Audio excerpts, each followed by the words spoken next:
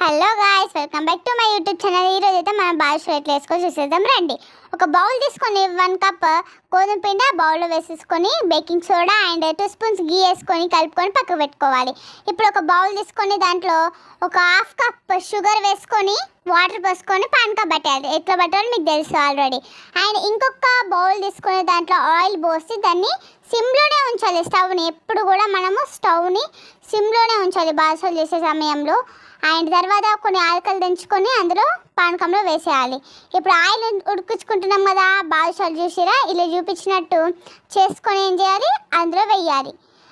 ఆయిల్లో వేసి సిమ్లోనే ఉంచండి. స్టవ్ని ఎప్పుడు కూడా సిమ్లో ఉంచి ఆయిల్ ఒక్కొక్కటిగా వేసేయండి. ఇట్లా ఈ వీడియోలో చూపించినట్టు ఒక్కొక్కటిగా వేసేసి దాన్ని తింపుతూ ఉండండి. లేకుంటే 2 వైపులా కాలేలాగా తింపుతూ ఉండండి, లేకుంటే గట్టిగా అయిపోతుంది.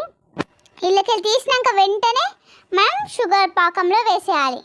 వేసేసి కొంచెంసేపు దానికి రెస్ట్ ఇద్దాం, లేకుంటే ఫ్రిడ్జ్లో పెట్టుకున్నా మంచిదే. చూడండి ఎంత బాగా వచ్చిందో కదా, చాలా బాగుంది కదా, యమ్మీగా ఉంది. ఫ్రిడ్జ్లో పెట్టుకుని